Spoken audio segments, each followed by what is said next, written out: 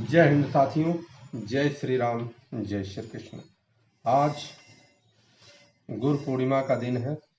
गुरु पूर्णिमा के इस शुभ अवसर पर आप सभी लोगों के ऊपर गुरु की कृपा बनी रहे। गुरु गोविंद दो खड़े काके लागों पाए, अब बलिहारी गुरु आपने गोविंद दियो बताए। आज श्रीमद् भगवत महापुराण के द्वितीय खंड दशम स्कंध पर पृष्ठ संख्या 652 से आगे हम लोग बढ़े हैं और आज प्रभु वासुदेव जी को ब्रह्म ज्ञान का उपदेश देंगे तथा देवकी जी के जो 6 पुत्र कंस ने जिसको समाप्त करने की चेष्टा की थी, कैसे प्रभु आज ले आते हैं, इस पर भी वर्णन करेंगे। श्री सुखदेव जी कहते हैं, अथय कदात्मजि प्राप्ति कृत पादाम भिवंदनी वस वेदो भिनत्या प्रीत्या संकर्षणाच्युत। कहते हैं, परीक्षित, इसके बाद एक दिन भगवान श्री कृष्ण और बलराम जी प्रातः काल प्रणाम करने के लिए माता पिता के पास गए। प्रणाम कर लेने पर वासुदेव जी बड़े प्रेम से दोनों भाइयों का अभिनंदन करके कहने लगे। वासुदेव जी बड़े बड़े ऋषियों के मुंह से भगवान की महिमा सुनी थी। इस प्रकार से अब उनके ऐश्वर्यपूर्ण चरित्र भी देखे थे। इससे उन्हें इस बात का दृढ़ विश्वास हो गया था कि वे साधारण पुरुष नहीं हैं, स्वयं भगवान हैं। इसलिए उन्होंने अपने पुत्रों को प्रेम पूर्वक संबोधित करके कहा, सच्चिदानंद स्वरूप श्री कृष्ण, महायोगेश्वर संकर्षण, तुम दोनों सनातन हो। मैं जानता हूं कि तुम दोनों सारे जगत के साक्षात कारण स्वरूप प्रधान और पुरुष के भी नियामक परमेश्वर हो। इस जगत के आधार, निर्माता और निर्माण सामग्री भी तुम ही हो। इस सारे जगत के स्वामी तुम दोनों हो और तुम्हारी ही क्रीड़ा के लिए इसका निर्माण हुआ है। यह जिस समय जिस रूप में जो कुछ रहता है, होता है, वह सब तुम ही हो। इस जगत के प्रकृति रूप से विभोग्य और पुरुष स्वरूप भोक्ता तथा दोनों से परे दोनों के नियामक साक्षात भगवान तुम ही हो। इस प्रकार द्वारिकाधीश, इंद्रियातीत, जन्म अभिलाषा आदि भाव विकारों से रहित परमात्मा इस चित्र विचित्र जगत का तुमने निर्माण किया है और इनमें स्वयं तुमने ही आत्म स्वरूप में प्रवेश भी किया है। तुम प्राण और जीव के रूप में उसका पालन पोषण कर रहे हो। क्रिया शक्ति प्रधान प्राण आदि में जो जगत की वस्तुओं की सृष्टि करने में सामर्थ्य है, वह उनकी अपनी सामर्थ्य नहीं, तुम्हारी ही है। क्योंकि वे तुम्हारे समान वेतन चेतन नहीं, आज अचेतन हैं, स्वतंत्र नहीं परतंत्र हैं। अतः उन चेष्टाशील प्राप्त आदि के केवल चेष्टा मात्र होती है, शक्ति नहीं। शक्ति तो तुम्हारी ही है प्रभु। चंद्रमा की कांति, अग्नि की तेज, सूर्य की प्रभा, नक्षत्र और विद्युत आदि की स्फुरण रूप से सत्ता, पर्वतों की स्थिरता, पृथ्वी की साधारण शक्ति स्वरूप वृत्ति और गंध रूप गुण, ये सब वास्तव में तुम ही हो परमेश्वर। जल में तृप्त करने, जीवन देने और शुद्ध करने की जो शक्तियां हैं, वो तुम्हारा ही स्वरूप है। जल और उसका रस भी तुम ही हो प्रभु।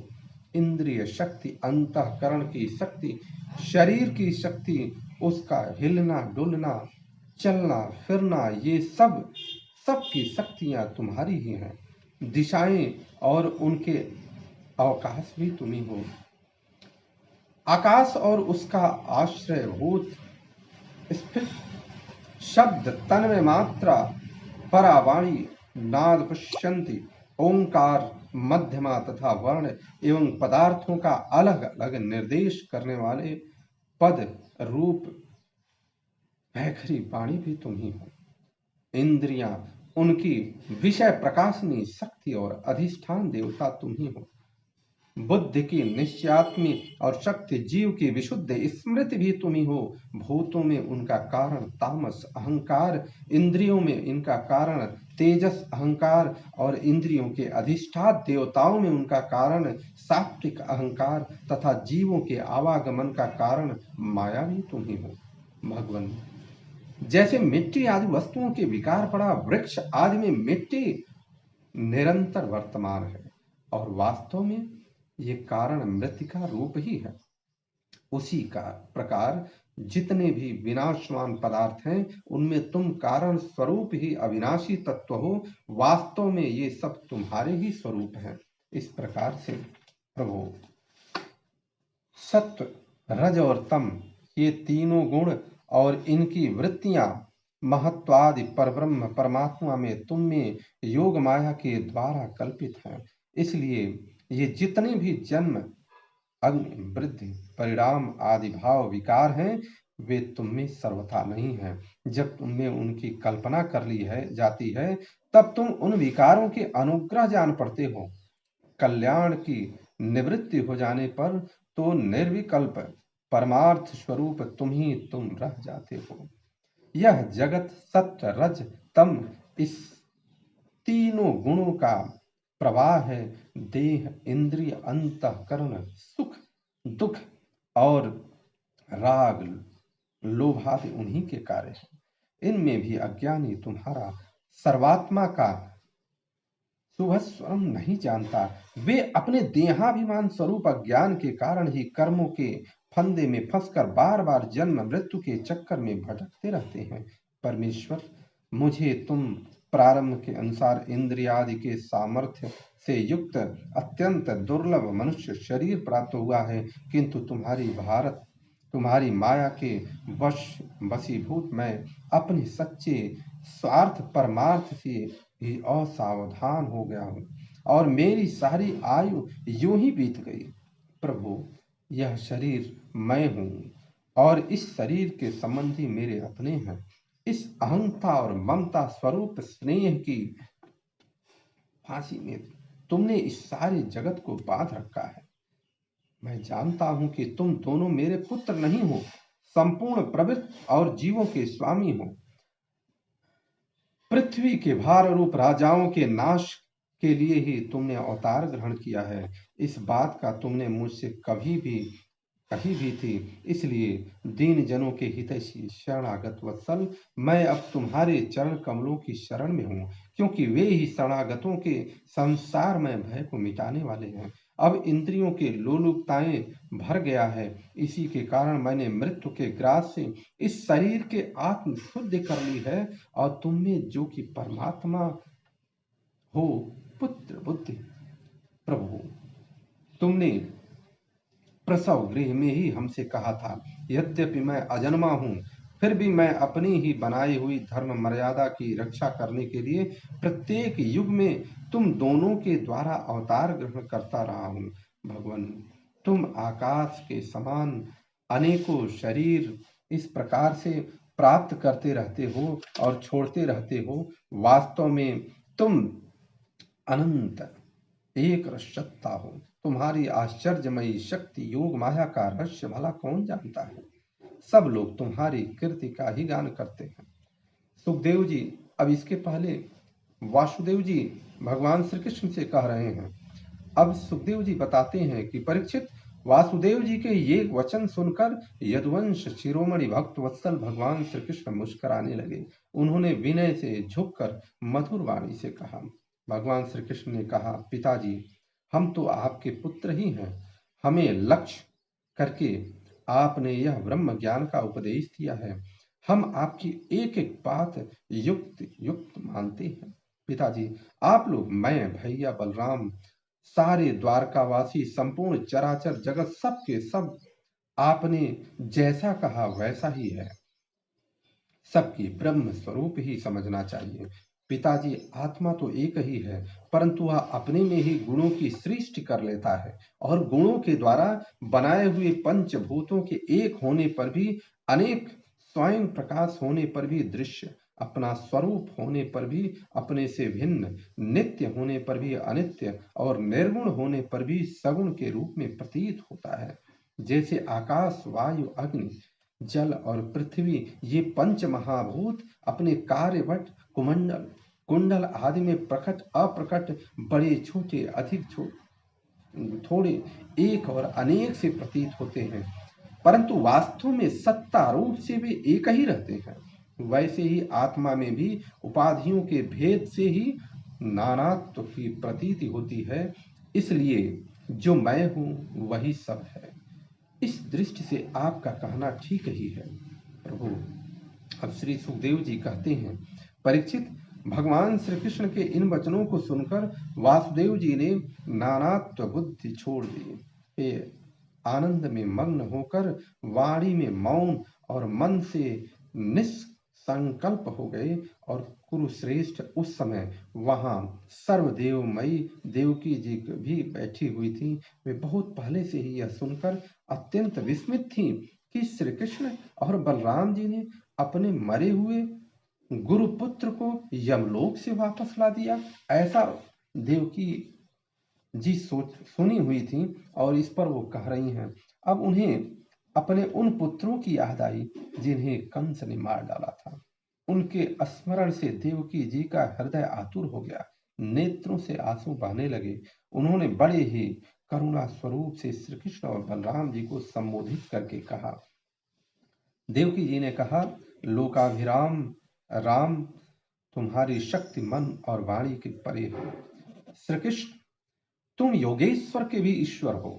मैं जानती हूं कि तुम दोनों प्रजापतियों के भी ईश्वर आदि पुरुष नारायण हो। यह भी मुझे निश्चित रूप से मालूम है कि जिन लोगों के कालक्रम से अपना धैर्य, संयम और सत्वगुण खो दिया है तथा शास्त्र की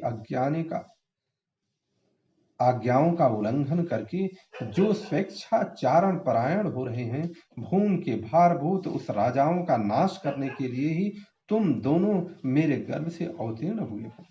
विश्वात्मन, तुम्हारे पुरुष रूप अंश से उत्पन्न हुई माया से गुणों की उत्पत्ति होती है और उनके लेश मात्र के जगत की उत्पत्ति, विकास तथा प्रलय होता है।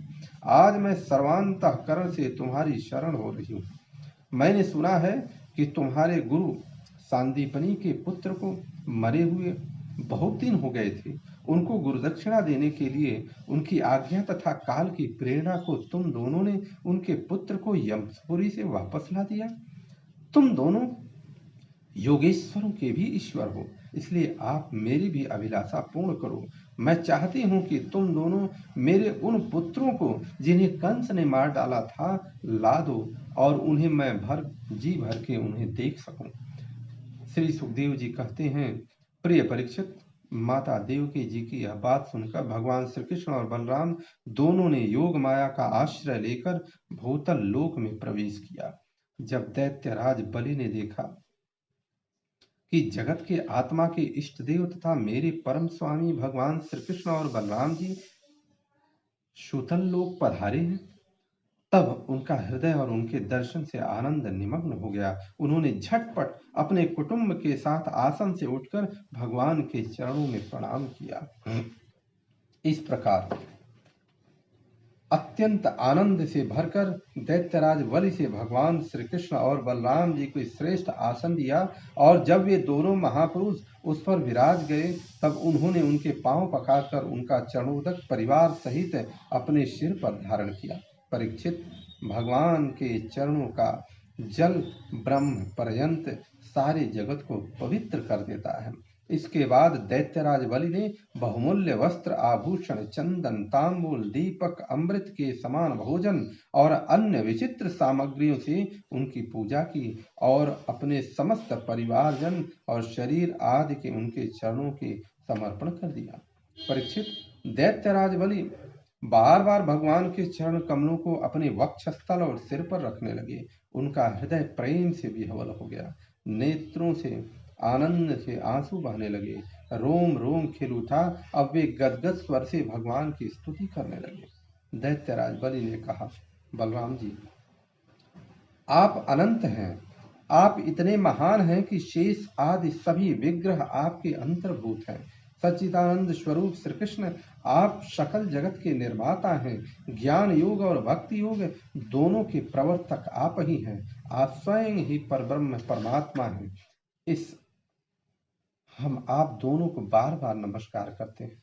भगवान, आप दोनों का दर्शन प्राणियों के लिए अत्यंत दुर्लभ है, फिर भी आपकी कृपा से वह सुलभ हो जाता है, क्योंकि आज आपने कृपा करके हम रजोगुणी एवं तमोगुणी स्वभाव वाले दैत्यों को भी दर्शन दिया है। प्रभु, हम और हमारे ही समान दूसरे दैत्य दानव गंधर्व सिद्ध विद्याधर चारण यक्ष राक्षस पिशाच भूत और प्रमथ नायक आदि आपका प्रेम से भजन करना तो दूर रहा, आपसे सर्वदा दृढ़ बैर भाव रखते हैं। परंतु आपका श्री विग्रह साक्षात वेदमय और विशुद्ध सत्व स्वरूप है, इसलिए हम लोगों में से बहुते ने दृढ़ वैर भाव से, कुछ में भक्ति से और कुछ ने कामना से आपका स्मरण करके उस पद को प्राप्त किया है, जिसे आपके समीप रहने वाले सत्व प्रधान देवता आदि भी नहीं प्राप्त कर सकते हैं। इस प्रकार योगेश्वरों के अधीश्वर बड़े योगेश्वर भी प्रायः यह बात नहीं जानते कि आपकी योग माया यह है और ऐसी है, फिर हमारी तो बात ही क्या है। इसलिए स्वामी, मुझ पर ऐसी कृपा कीजिए कि मेरी चित्त वृत्ति आपके उन चरण कमलों में लग जाए, और जिसे किसी की अपेक्षा न रखने वाले परमहंस लोग ढूंढा करते हैं, और उनका आश्रय लेकर मैं उनसे भिन्न इस तरह गृहस्थी के अंधेरे कुएं से निकल जाऊं। प्रभु, इस प्रकार आपके उन चरण कमलों को और सारे जगत के एकमात्र आश्रय हैं, शरण लेकर शांत हो जाऊं और अकेला ही विचरण करूं। यदि कभी किसी का संग करना ही पड़े तो सबके परम हितैषी संतों का हो। प्रभु, आप समस्त चराचर जगत के नियंता और स्वामी हैं। इस प्रकार से प्रभु, आप हमें आज्ञा देकर यह बताइए, हमारे पापों का नाश कर दीजिए, क्योंकि जो पुरुष श्रद्धा के साथ आपकी आज्ञा का पालन करता है, वह विधि निषेध से बंधन से मुक्त हो जाता है। भगवान श्री कृष्ण ने कहा, दैत्यराज, स्वयंभुत मनवंतर में प्रजापति मरीचि की पत्नी उर्णा के गर्भ से 6 पुत्र उत्पन्न हुए थे। वे सभी देवता थे। वे सब देखकर कि ब्रह्मा जी अपनी पुत्री के समागम करने के लिए उद्यत हैं, हंसने लगे। ब्रह्मा जी अपनी पुत्री से समागम करने के लिए उद्यत हैं, हंसने लगे। इसे परिहार स्वरूप अपराध के कारण ही ब्रह्मा जी ने शाप दे दिया, और वे असुर योनि में हिरण्याकशिप के पुत्र रूप से उत्पन्न हुए। अब योग माया ने उन्हें वहां से ले जाकर देवकी के गर्भ में रख दिया, और उनको उत्पन्न होते ही कंस ने मार डाला। दैत्यराज माता देवकी जी अपने उन पुत्रों के लिए अत्यंत शोकातुर हैं, और वे तुम्हारे पास हैं। अतः हम अपनी माता का शोक दूर करने के लिए इन्हें वहां से ले जाएंगे। इसके बाद वे शाप से मुक्त हो जाएंगे और आनंद पूर्वक अपने लोक में चले जाएंगे। इनके 6 नाम हैं: स्मर, उद्गीज, परिध्वंस, पतंग, क्षुद्रभृत और पुण्य।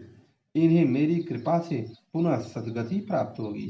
परीक्षित, इतना कहकर भगवान श्री कृष्ण चुप हो गए।